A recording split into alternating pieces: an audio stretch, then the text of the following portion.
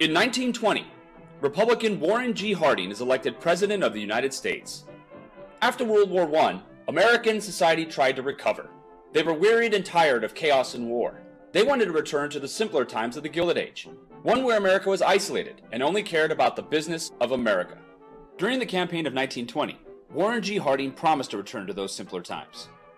He assured the American people that America's present need is not heroics, but healing. No nostrums, but normalcy. Harding's political philosophy dealt with the idea of lower taxes and lessening the government's role in business and society. Harding didn't really understand political issues. Harding appointed corrupt cronies to his cabinet. Because of this, they were referred to as the Ohio Gang. They were a group of poker-playing friends that Harding had running his cabinet. They took advantage of Harding's lack of knowledge to take bribes and undo reforms behind his back. Harding's presidency was defined by one of the biggest scandals in U.S. political history. This scandal was the Teapot Dome scandal. This was committed by Harding's Secretary of the Interior, Albert B. Fall. Fall sold oil-rich land to his oil friends for money. Due to this illegal transaction, Fall was able to pocket over $400,000 from the sale. Fall illegally moved protected land in Wyoming and California into his control. He then sold this conserved land to his friends who owned oil companies. Fall was the first cabinet member in history to be convicted of a felony. When President Warren G. Harding suddenly dies of a heart attack in 1923, Americans mourned him. Although he wasn't a great president, he was likable. Into his footsteps came Vice President Calvin Coolidge. Humble, meek, and quiet, Silent Cal was the polar opposite to Harding in terms of personality. He focused on maintaining and broadening Harding's policies of lower taxes, less government, higher tariffs, and a pro-business stance. Coolidge's presidency is defined by a statement he once made. He told the American people, "The business of America is business." Coolidge's philosophy focused on a hands-off approach to government, allowing businesses to flourish and the American economy to prosper. Just as blue as I could be. Following World War I, while the rest of the world was facing an imminent economic collapse, the United States was beginning to experience one of the most prosperous economic periods in its history. There was a recipe for this economic boom during the 1920s. New technologies led to increased wages. Increased productivity meant more products for consumers.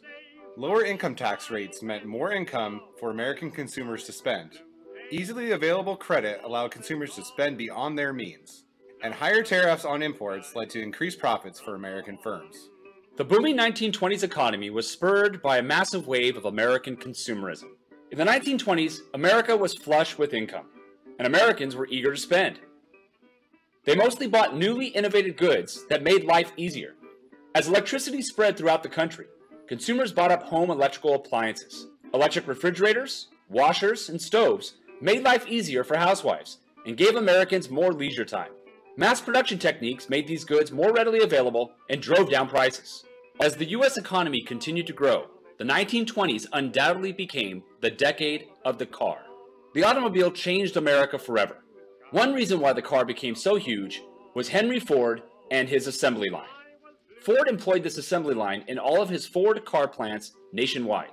The assembly line standardized car production, making it faster and cheaper to produce cars. This technology spread to other industries as well, making all goods cheaper and more abundant throughout the entire economy. To understand the effectiveness of the assembly line, just take a look at these numbers. By October 31st, 1925, Ford plants produced 9,109 new Ford Model Ts. That translates to one for every 10 seconds of the working day.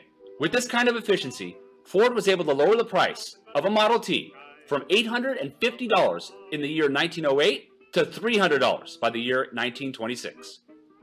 As more and more cars were being built, other industries began to flourish. The car boom led to a boom in steel, rubber, glass, and other oil industries, all products used to create cars. Cities that produced cars exploded, like Pontiac, Michigan, Flint, Michigan, and Detroit.